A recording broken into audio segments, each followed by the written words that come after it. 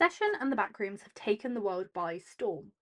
Two low-budget horror movies by new directors have outdone the new Star Wars film at the box office. But how did we get here? And what can we learn from it? Is this the start of something new? In a world of bad sequels and endless franchises, are we all just craving something original? Or is this really the start of a new phase of horror? Before we start, this video will contain spoilers for both The Backrooms and Obsession, so go watch them if you haven't already. Just saying, Obsession is terrifying, but it's worth it, so go watch them.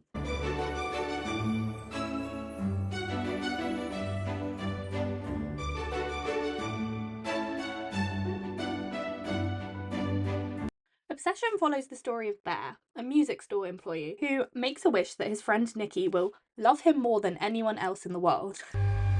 I wish Nikki Freeman loved me more than anyone in the entire world.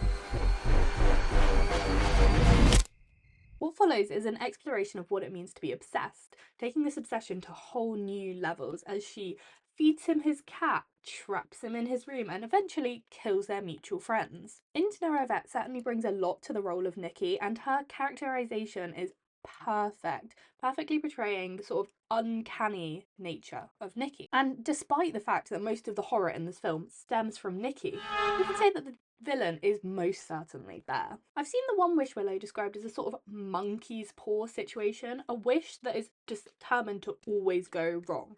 Something that will be super exaggerated or, just disastrous, no matter what you say, unless you're really careful. But I don't think this is fully the case here. Although we don't get to explore many other wishes in detail, something which they're planning to do in future films, which I'm so excited for, even if I'm going to have to hide under a hoodie for half of it, just like I did for this one.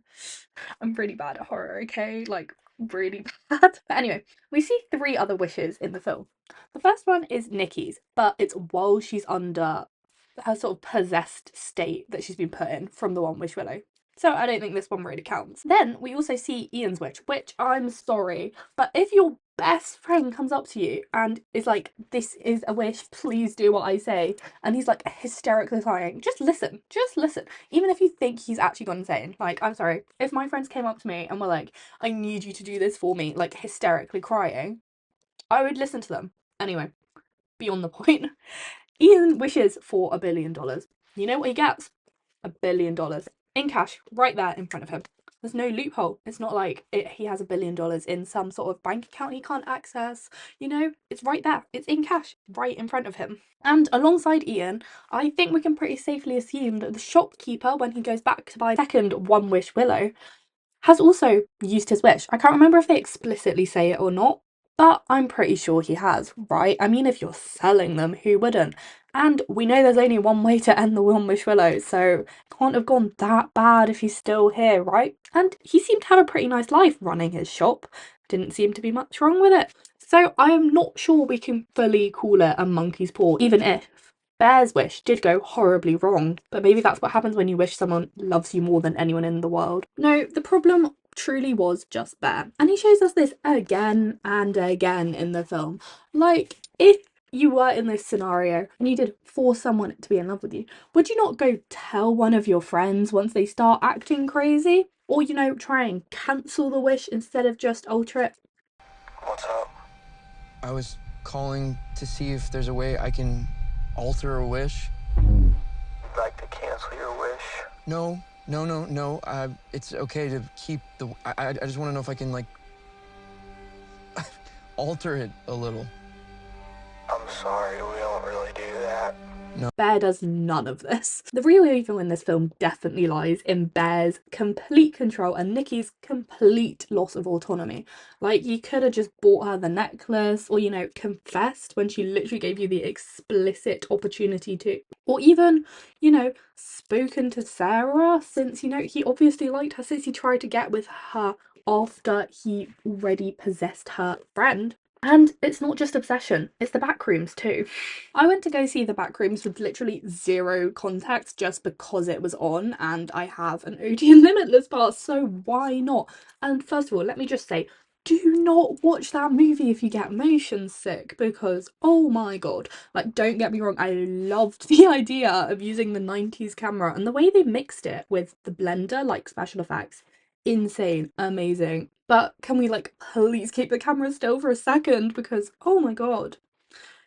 Anyway, the fact I was nauseous from the literal opening scene aside, much like in Obsession, the horror here is external. In this case, it comes from the setting. The sort of liminal backrooms really create that unsettling atmosphere and almost become a character in themselves. And yeah, the main sort of monster in this film is Clark himself, both in a massive pirate monster form and also as just Clark. Clark's capture of Mary, literally strangling her and then tying her up, once again plays into this idea of male control. In a world increasingly worried with the alt-right pipeline and the unprecedented rise of the manosphere, I don't think any of this is an accident. And the Backrooms and Obsession are far from the only examples of this. The Testaments has had an amazing critic reaction and so many people have watched it, alongside countless other examples. But why now? I think in order to properly explain this phenomenon, we need to go back to the beginning. Right, back to the beginning. Art reflecting life is nothing new. Folklore and mythology are arguably the oldest forms of storytelling. Stories told round a campfire at night, both to entertain and teach. Whether it's a simple message of telling children to not go into the literally dangerous woods at night, think Hansel and Gretel, Little Red Riding Hood, Three Little Pigs, or the attempt to enforce a specific idea of morality in ancient mythology or even religious texts, which, at least from a literary perspective, I would personally place in the same sort of category as of ancient texts without a known author. Throughout history, the society of the time has undoubtedly shaped the stories that are written. Just think back to English lessons, learning about the context of the author's life as well as the wider time period. However, I do think that the horror genre has to do this in a very unique way. It's sort of constantly forced to adapt to remain relevant and scary, because otherwise you just get desensitized to it. And I think the way that it does this is a very fine line in between playing off of societal fears, but these fears have to be something that the consumer themselves hasn't quite recognised in themselves enough to distance themselves from it. And yet they must still remain relevant enough to still be scary and relatable. The start of the horror genre was arguably at the start of the gothic genre.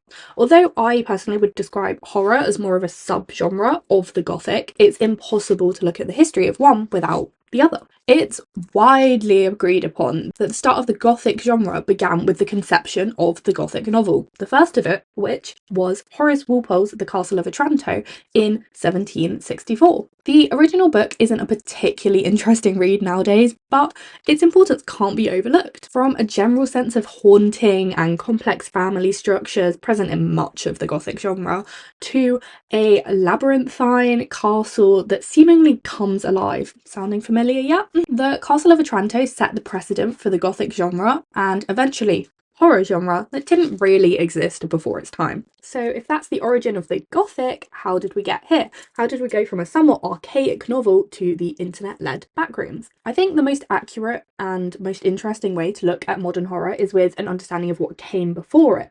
So we are going to speedrun the history of the Gothic and then the horror. And yes, this is going to be mainly literature based, but films hadn't been invented yet, so what do you want me to do? We will get onto films when they were invented, but first, literature. So we've already talked about the Castle of Otranto. That was in 1764, and what followed pretty quickly after was what I'm labelling the classic Gothic genre, which was basically for the rest of the 1700s, and if you have no context for what that year means, it's basically when the Industrial Revolution was happening. And you had books like Vathek, The Monk, The Mysteries of Udolpho. These books were interesting at the time, but as a modern reader, I can't lie, not all that interesting. There's lots of spooky castles and passages with lots of unexplained things happening, or in the case of Anne Radcliffe, explained things happening because she decided to explain away like all of the supernatural elements of her book, being like, never mind, it was just the wind, just a leaf fell down, there were no ghosts. Which is an interesting take, but... And while these books aren't really groundbreaking, reading them, it's fine. Nothing new. And they don't really tell us all that much about the society in which they were written. They were needed to establish the genre. Can't get interesting with a format if the format doesn't exist yet. So, they had their place, but not all that interesting. So moving on. Then in 1776, I cannot say that year without thinking about Hamilton. 1776. We had the small event of American independence, which more importantly led to the French Revolution of 1789. Sorry, America, you'll get your time, but now's not it. This was a very Eurocentric movement, at least for now. And I know it wasn't quite that simple. Correlation, not causation, but we are speedrunning. Anyway, the French Revolution was an insanely important event in European history. And essentially, you know how we were just talking about the Industrial Revolution? Well, after the French Revolution, everyone was like, we're kind of done with that. What about poetry and art? And so you get the Romantic movement. And that's where you get all your poets, your Wordsworth, Keats, Byron. You've heard of them, you've probably studied them. It's pretty much the same thing as how everyone decided going into 2026 that the clean girl was dead and whimsy trending in 2026, apart from the fact it was kind of like, we have reached the 1800s, and so science and logical thinking, kind of over that. Let's bring back nature, romance, poetry. But if you've studied any of these poets, you may know that while they admittedly wrote some of the best poems ever written and, you know, were amazing for the genre, they were sometimes insufferable. And people wanted fun stuff to read, so they turned to the Gothic. Much in the same way that the artsy Nouvelle Vague films are fun and all, but sometimes you just want to watch a scary film with your friends without having to analyse every single scene. Yes, I know I'm saying that while literally analysing horror films, but shut up, okay? Right, so 19th century Gothic is where you get your Frankenstein, Wuthering Heights, Jekyll and Hyde, Edgar Allan Poe, Dracula, all of those, along many others. And in this century, alongside the remaining bit of the Industrial Revolution and the rise of Romanticism, we have the Victorians. Now, this is an oversimplification to say the least, but the main Victorian worry was the imminent threat of the collapse of the British Empire. They'd just lost America, and surprise, surprise, British Empire wasn't too happy with that. And put that alongside the French Revolution, who knew what was going to happen to Britain? It should be said at this point that realistically the majority of these authors were white upper class men, but how much has that really changed in the past 200 years? Anyway, so this whole future downfall of the British Empire thing was a massive worry for them, and it really manifested, especially in the presentation of foreigners in the Gothic. This era was obsessed with the idea of reverse colonization, basically the idea that too many people would migrate to Britain and ruin all the hard work of these hard-working Victorian men who made all their money from slavery and colonialism. Anyway, sound familiar? I thought it would be over this, 200 years later. And you can see this in the literature, with many of the villains being foreign, and this being portrayed as an aspect or even the root of their evil. Then in 1891, unfortunately, Freud started publishing, and again, let me just say, I can appreciate the importance of something without having to like it. And society became even more obsessed with the idea of repression that you can start to see in those 19th century texts. The 20th century is where the Gothic starts to branch out a little. You've got more women writing, the occasional queer voice, and the start of the Southern Gothic, which is my personal favourite subgenre, and I would love to make a video about it once I understand a little bit more about it, but I think Sinners is a continuation of the Southern Gothic, definitely. We will be back to that at some point, but I just need to read some more books so I actually know enough about it. And most of the texts from the first half of the 20th century focus on identity, kind of leading on from those Victorian themes and that idea of repression, whilst also adding in some of that Freudian ideology. But then things started to get interesting in the 1930s. In 1931, Universal released Dracula, and despite the fact that I personally would have picked literally any other book in the history of the Gothic to make into the first horror film, it did well, which pretty quickly led to more horror films being made. And by the end of the 50s, horror was, especially horror with sci-fi elements, was a pretty established film genre. And what was happening with literature at this time? Well, in short, feminism. Whilst the feminist movement is in fact started in the mid-1800s by Mary Wollstonecraft, who you might know as Mary Shelley's mum. By the way, Mary Shelley's immediate family has had an insane impact on literature and, well, just the world in general. And the first wave of feminism had been going on since the 1850s. Post World War II is when the second wave started, and, feminism as a movement really started to pick up.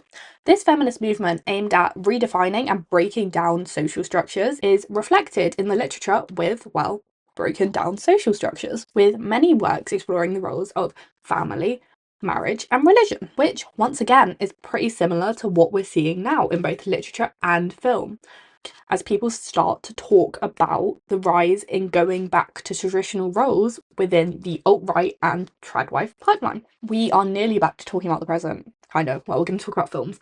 But you see how this all connects now? Okay, time to leave literature behind now as we enter the 60s. The 1960s is where we can really begin to see the horror film as a separate entity to the horror or gothic novel. Sure, countless films were inspired by or remakes of book, but in the 30 years since Dracula's release, Hollywood had kind of figured out the concept of a horror film and was starting to see it as more than just a way to adapt books. See, I told you America would get its time. Having said that, Psycho, a book adaptation, and Rosemary's Baby were probably the most influential horror films of the 60s, introducing the idea of a multiple personality serial killer, as well as the satanic element, which featured in a lot of films in this era, in an era that was facing a decline in religious belief. In the 70s, there was a real mix of both the more classic approach to recreating Gothic novels that you saw in the 30s and 40s, and also new ideas. One of the main innovations here was the introduction of the zombie. And amongst this influx of zombie movies, we had Night of the Living Dead. Night of the Living Dead blurred the lines by creating a threat that was not tidily defeated by the end of the film. Something that we can see in The Backrooms, with The Backrooms very much persisting whether we believe Mary escaped or not. We also had Jaws, leading to a massive rise in animal-based horror films, but that's not particularly relevant right now. Carrie also led to a rise in teenagers in horror films, something which has been pretty consistent throughout much of the Gothic genre. Teenagers exist in this sort of boundary between childhood and adulthood, and if there's one thing the Gothic loves, is playing with boundaries and blurred lines. And it's also partly out of convenience. Using a teenage character offers a certain level of innocence and vulnerability not found in an adult without it being like a tiny child that gets hurt or like a baby, because that's just like a bit more intense. And it's also partly out of convenience. It's plausible that teenagers are wandering around without adult supervision, but also simultaneously they might not make the decisions that a 40-year-old would and, back away and call the police and avoid going into that mysterious dark alleyway. Or, most 40-year-olds looking at you, Clark, like, what are you doing? Stay out of the back rooms, please. I am whatever her name was, who was like, guys, let's not do this. Like, why are we exploring the back rooms? We've just phased through a wall, can we not? That would be me. We interestingly kind of see this in Obsession, although the characters are more like 25. So I think they were kind of used for more of a relatability standpoint, as much of the kind of target audience for this film was Gen Z. As we know, Gen Z are the age range that go to the cinema the most often. But also, let's face it, they did this film on 750 grand. So I think part of it was definitely just convenience and the actors who were there and, friends with the director. But, they are a certain level of innocent and they do make certain decisions that older characters might not. In the 80s, you then have the rise of the slasher film, moving away from a supernatural threat to a much more real human threat. Then the 90s allowed previously unexamined topics like abortion to become mainstream. And there was a rise in technology with the impending Y2K and just general rise in the use of technology, as well as Scream, something which made references to horror films of the past, something becoming even more present in an Easter egg loving internet era. In 1999, The Blair Witch Project was released and instantly became a classic. Much like our two examples, it had a tiny production budget but did amazingly at the box office, even earning a Guinness World Record for the largest box office return on investment. The early 2000s were filled with Blair Witch copies, none of which did quite so well.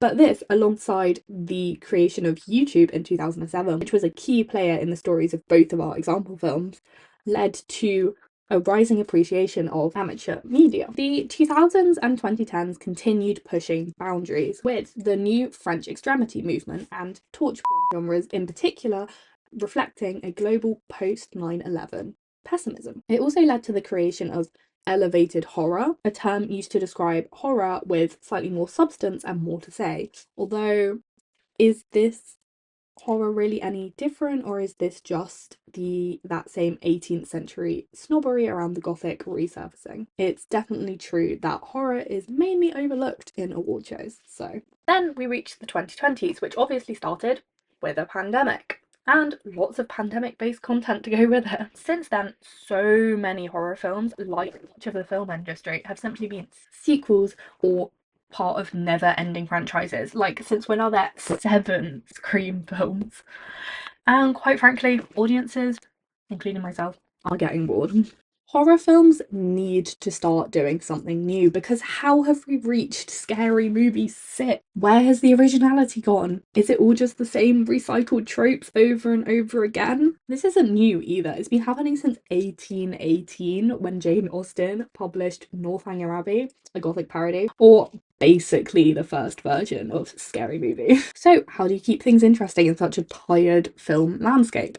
Well, I think we have to ask Curry Barker and Kane Parsons, because they've done it. Let's talk about The Backrooms first, because while I do think it was the weaker of the two films, it was the second biggest horror opening of all time after only Stephen King's It. So, you know, there's a lot to say about it. The interesting thing about The Backrooms is that it's not an original concept. In fact, it's almost the opposite. In case you're unfamiliar, The Backrooms is a creepypasta, which is essentially a modern form of internet folklore. It started with this picture posted in 2019 on 4chan, followed by this description from another user. If you're not careful and you sink out of reality in the wrong areas, you'll end up in the back rooms, where it's nothing but the stink of old moist carpet and the madness of mono yellow, the endless background noise of fluorescent lights at maximum hum buzz, and approximately 600 million square miles of randomly segmented empty rooms to be trapped in. God save you if you hear anything wandering around nearby, because it sure as hell has heard you. From there onwards, the concept grew into a sort of open source story that could only exist on the internet, with thousands of users adding to the lore, adding different layers and entities.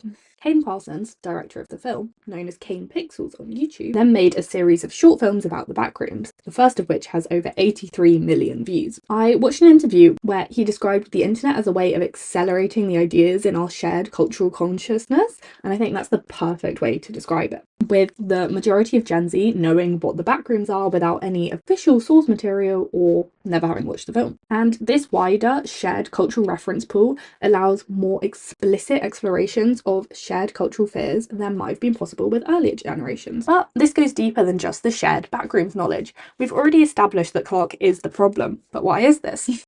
Alongside his literal kidnapping of Mary, the description of how he treats his wife is far from positive. We learn that he broke a glass, something he initially describes as an accident, but later says was just because he was angry, leaving us questioning the real truth behind his actions, and whether this is really all that happened to lead to his divorce. The absence of his wife's perspective in this story also really adds to that uncertainty. We even see him literally rip the hair off of the Backrooms version of his wife, and admittedly he is violent towards the other characters, but she's the only one who immediately tries to run when we see the pirate version of Clark approaching, essentially suggesting she's the only one who truly knows his darker side. And even as an audience, we only hear Clark's side of the story and are left assuming her side. And much like Clark, Bear also fulfills this role of monstrous human, although even more explicitly. I think in both cases we can make a pretty clear link to the rise of red pill thinking. Despite the supernatural elements in both of these films lending them that initial layer of horror, the real horror lies underneath and remains rooted in reality, both depicting male control and a lack of female autonomy, whether sustained over days in Obsession or hours in the Backrooms. But this isn't the only societal fear reflected in these films. A less obvious critique of AI is present in both of them. Whether intentional or not, one way to interpret the Backrooms is through the lens of AI,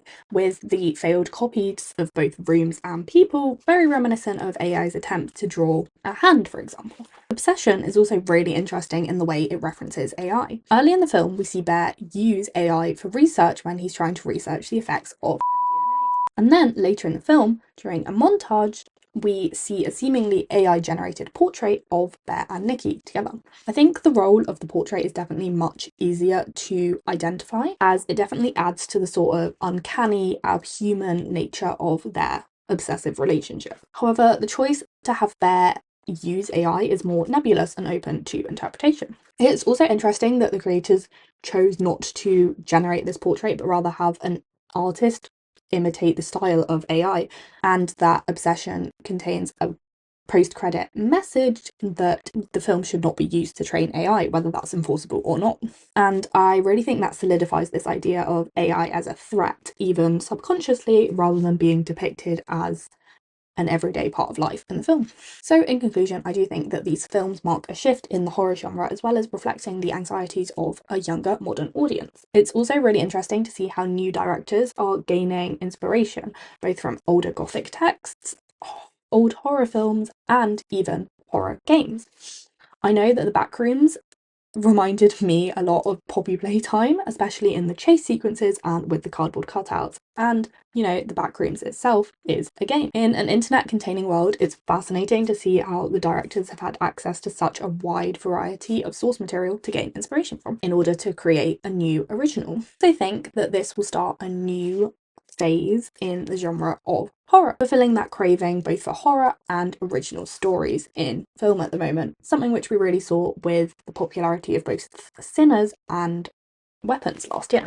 All in all, I think that looking at the past and looking at these films while knowing the history of the genre and what came before them, we can see the similarities as well as the differences to previous eras of horror or gothic to determine that art really does imitate life, and this is just the newest evolution of that. So those are just my thoughts. I hope you enjoyed this very brief, I could talk so much more about this, history of both the gothic and horror genres, which I do think kind of are part of the same overall gothic genre. And let me know what you think. I hope you enjoyed. Please subscribe, and I will see you next time. Bye.